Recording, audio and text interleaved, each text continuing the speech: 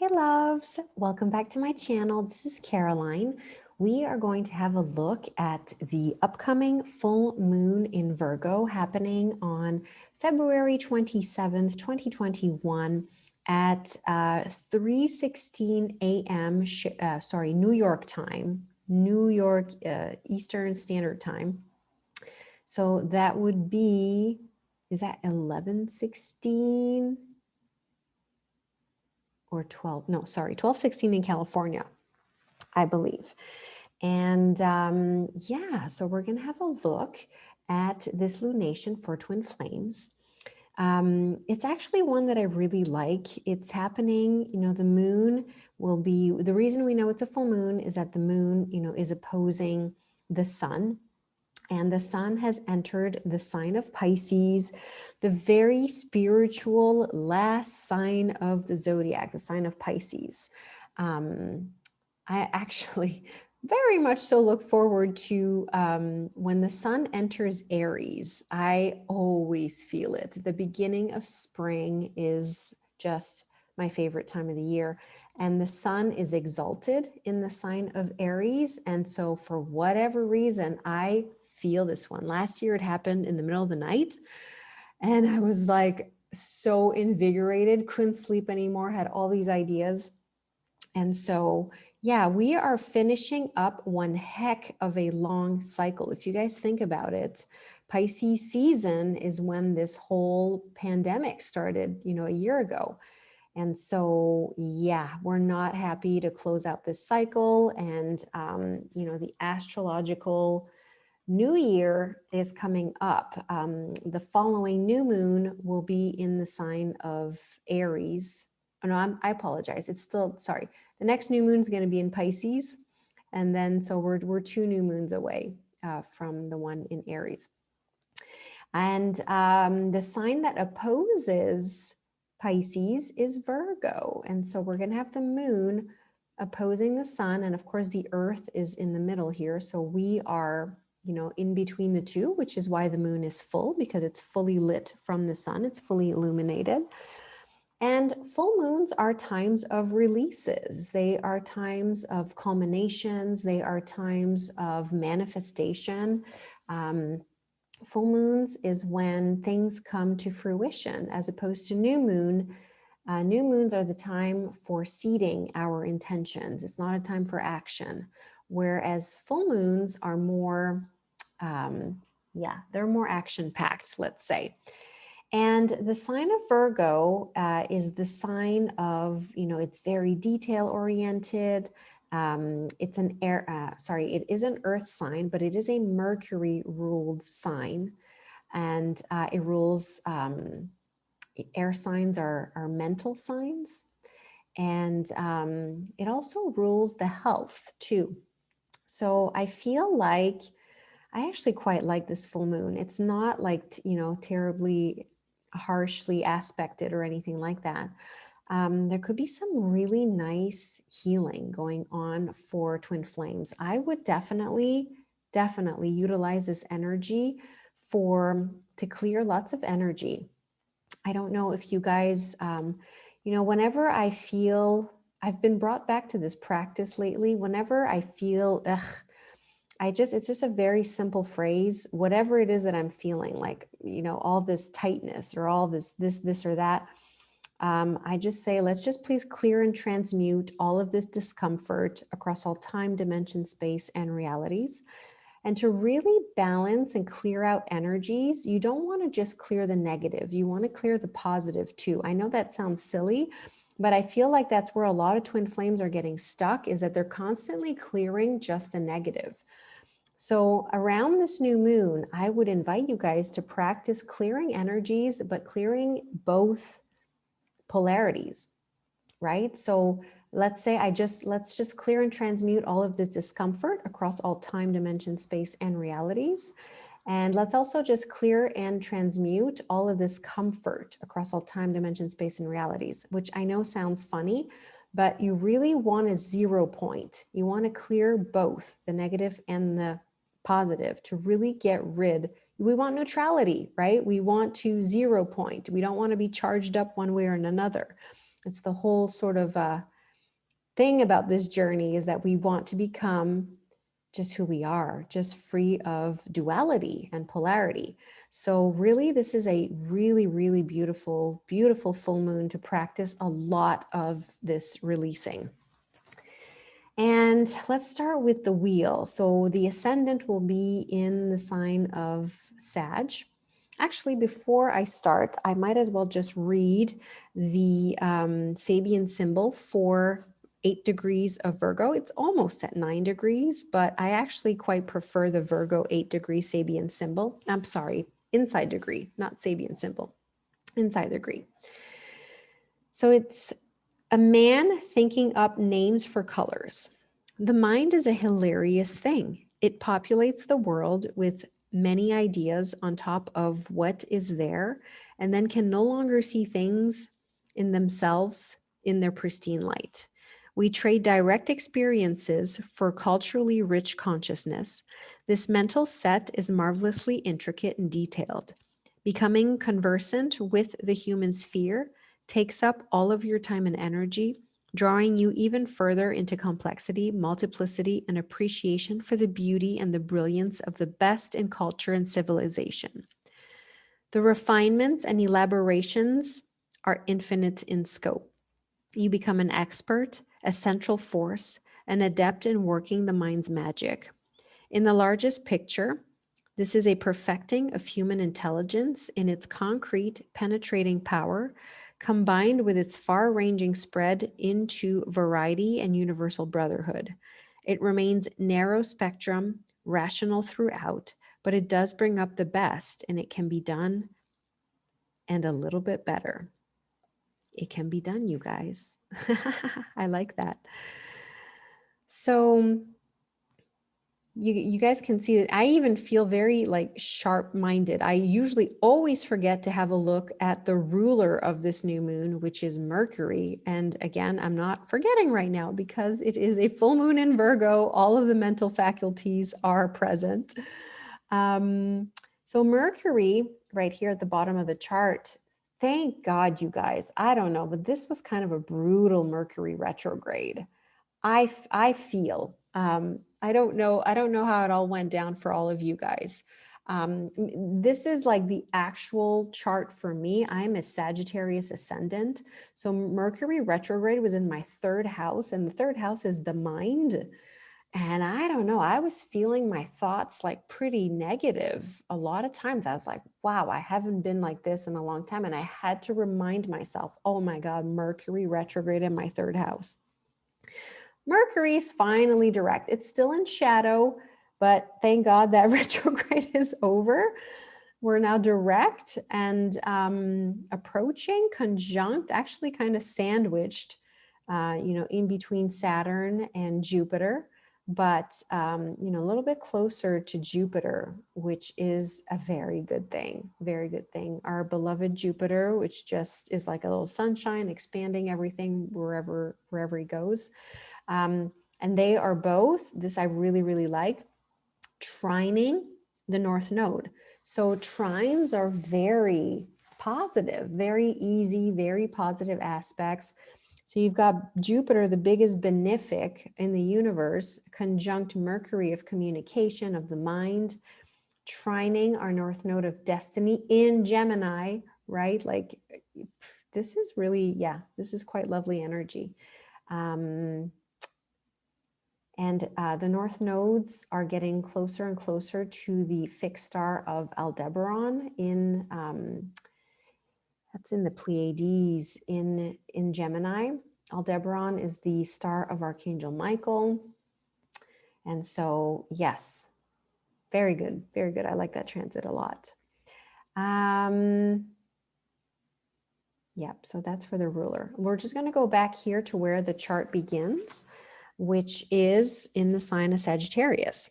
So we have our beautiful divine feminine hanging out with the South Node. So Juno, the asteroid of, speaking of which, I'm going to come up with a, really cool video for you guys up next. Keep your eyes open for it. I found the inception chart of Juno when Juno was first discovered, and it's a very cool chart. I'm gonna show you guys this coming up shortly. So Juno sits with the South Node, so she's in a very I'll just speak for myself. She's in a very sort of like karmic space, burning karma. We just had, Saturn came to its first square with Uranus for 2021. It's going to happen 3 times. And it hit me hard. Okay. That was on the 17th of February. And maybe it's because natally I have this. I have Saturn square Uranus natally in my chart. It probably hit me harder than most, but it just felt like old karmic crap from past lives, like just in my body, just health stuff going on in my body that I can tell has been pestering me for lifetimes. And we also have our beautiful divine feminine at 19 degrees of Sag making a square to Neptune. And Neptune, when it's in a beautiful aspect, is unconditional love. It's, it rules your higher self, our angels, it rules compassion. But in a square, it's not the best aspect for our divine feminine. It's confusion, it's deception, it's not seeing things clearly as they are. So, be mindful of that. It's going to go on for a little while. As soon as, but, Juno is still in a harmonious sextile to Jupiter, the divine counterpart right here. But yeah, it's this little pesky square right here to Neptune that is sort of problematic for the divine feminine at this moment. It's just more spiritual work. I'm being really brought back. I feel like I've been slacking on clearing energy because I've been feeling better. And yeah, the Mercury retrograde and the Saturn conjunct Uranus is like, okay, get back to the drawing board, get back to clearing energy. I've been a little bit rebellious. Like, I don't want to be clearing energy. I just want to be normal again, but that's not what we're here for. It's really, really being shown to me, like, get back to clearing. Like, it's just, but our lives will be a whole lot easier once we transmute more and more and more energy. We will start carrying more and more light. Our light bodies will just become lighter and lighter and lighter. And that's what we came here to do. And I, guilty of rebelling against it myself, but it's really here what we're here to do. Let's have a look here. Also, Juno is sextiling the divine masculine. And again, the divine masculine is with the communication, is with Mercury direct, and is trining that North Node, which I really, really like.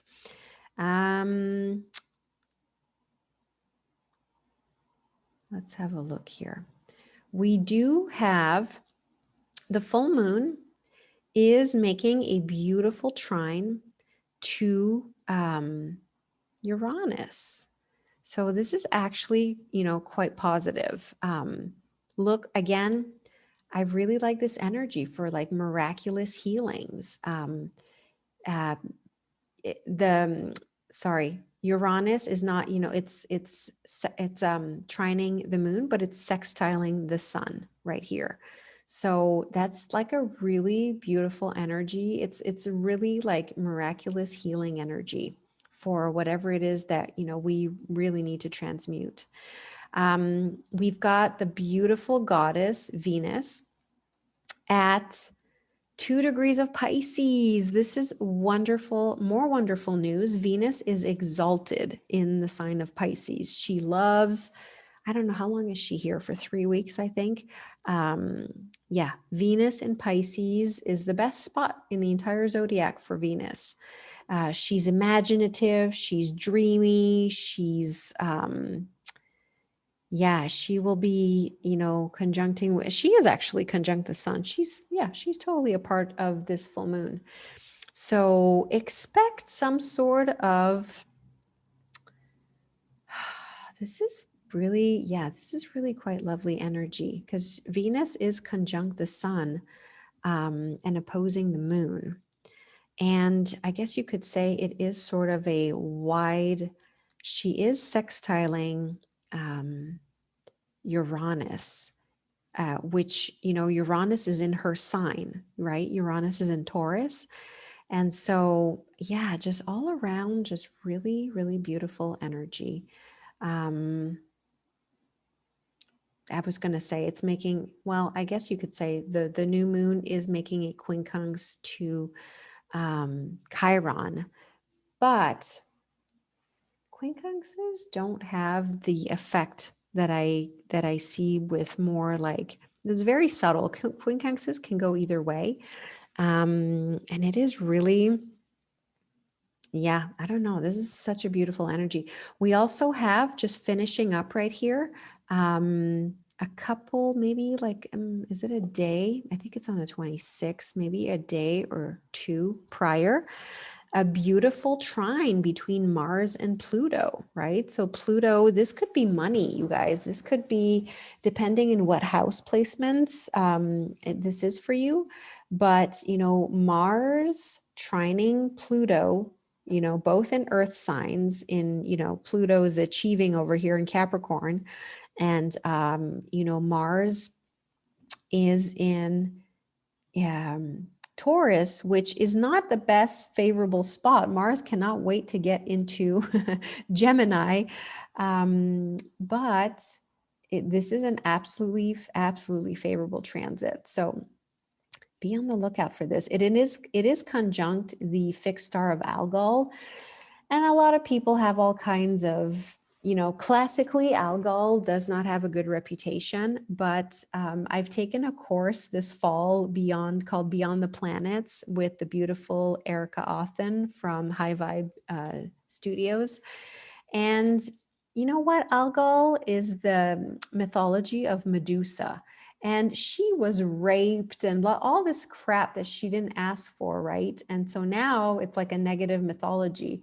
But again, if we go back to our divine feminine intuition, I do not see this star as a bad malefic star or anything like that.